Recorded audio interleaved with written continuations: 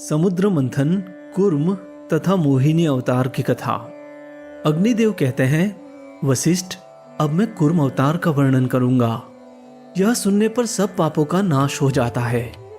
पूर्व काल की बात है, देवासुर संग्राम में दैत्यों ने देवताओं को परास्त कर दिया। वे दुर्वासा के शाप से भी लक्ष्मी से रहित हो गए थे। तब संपूर्ण देवता क्षीर सागर में शयन करने वाले भगवान विष्णु के पास जाकर बोले, भगवान, आप देवताओं की रक्षा कीजिए।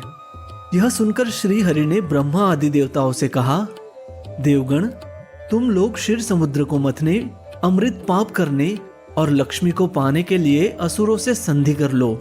कोई बड़ा काम या भारी प्रयोजन आ पड़ने पर शत्रुओं से संधि कर लेनी चाहिए। मैं तुम लोगों को अमृत का भागी बनाऊंगा और दैत्यों को उससे वंचित रखूंगा।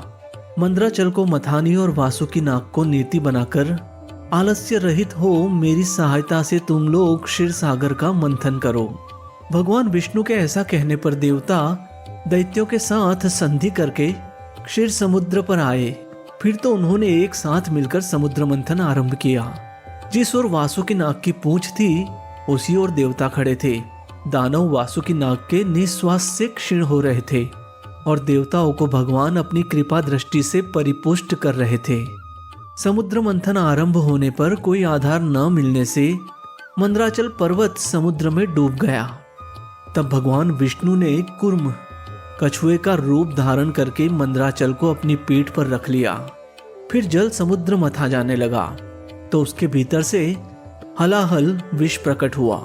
उसे भगवान शंकर ने अपने कंठ में धारण कर लिया। इससे कंठ में काला दाग पड़ जाने के कारण वे नीलकंठ नाम से प्रसिद्ध हुए। तत्पश्चात समुद्र से वारुणी देवी, पारिजात वृक्ष, कौस्तुभ मणि, गौ तथा दिव्य अप्सराएं प्रकट हुई। फिर लक्ष्मी देवी का प्रादुर्भाव हुआ। वे भगवान विष्णु को प्राप्त हुई। संपूर्ण देवताओं ने उनका दर्शन और स्तवन किया। इससे वे लक्ष्मीवान हो गए। उसके बाद भगवान विष्णु के अंशभूत धन्वंतरी, जो आयुर्वेद के प्रवर्तक हैं, हाथ में अमृत से भरा हुआ कलश लिए प्रकट हुए। दैत्यों ने उनके हाथ से अमृत छीन लिया और उसमें से आधा देवताओं को देकर वे सब चलते बने। उनमें जंभ आदि दैत्य प्रधान थे। उन्हें जाते देख भगवान विष्णु ने स्त्री का रूप धारण किया।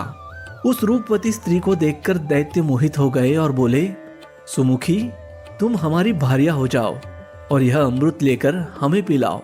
बहुत अच्छा कहकर भगवान ने उनके हाथ से अमृत ले लिया और उसे देवताओं को पिला दिया। उस समय राहु चंद्रमा का रूप धारण करके अमृत पीने लगे। तब सूर्य और चंद्रमा ने उसके कपट वेश को प्रकट कर दिया। यह देख भगवान श्री हरि ने चक्र से उसका मस्तक काट डाला। उसका सिर अलग हो गया और भुजाओं सहित धड़ अलग रह गया। फिर भगवान को दया आई और उन्होंने राहु को अमर बना दिया। तब ग्रह स्वरूप राहु ने भगवान श्री हरि से कहा, इन सूर्य और चंद्र को मेरे द्वारा अनेकों बार ग्रहण लगेगा। उस समय संसार के लोग जो कुछ दान करे वह सब अक्षय हो। भगवान विष्णु ने तथास्तु कहकर संपूर्ण देवताओं के साथ राहु की बात का अनुमोदन किया। इसके बाद भगवान ने स्त्री रूप त्याग दिया, किंतु महादेव जी को भगवान के उस रूप का पुनर्दर्शन करने की इच्छा हुई। अतः उन्होंने अनुरोध किया, भगवान, आप अपने स्त्री रूप का मुझे दर्शन कराए। महादेव जी की प्रार्थना से भगवान श्री हरि ने उन्हें अपने स्त्री रूप का दर्शन कराया। वे भगवान की माया से ऐसे मोहित हो गए कि पार्वती जी को त्याग कर उस स्त्री के पीछे लग गए। उन्होंने नग्न और उन्मत्त होकर मोहिनी के केश पकड़ लिए। मोहिनी अपने केशों को छुड़ाकर वहां से चल दी। उसे जाती देख महादेव जी भी उसके पीछे पीछे दौड़ने लगे। उस समय पृथ्वी पर जहां जहां भगवान शंकर का वीर्य गिरा, वहां वहां शिवलिंगों का क्षेत्र एवं सुवर्ण की खाने हो गई। तत्पश्चात यह माया है ऐसा जानकर भगवान शंकर अपने स्वरूप में स्थित हुए। तब भगवान श्री हरि ने प्रकट होकर शिवजी से कहा, रुद्र, तुमने मेरी माया को जीत लिया। पृथ्वी पर तुम्हारे सिवा दूसरा कोई ऐसा पुरुष नहीं है जो मेरी इस माया को जीत सके।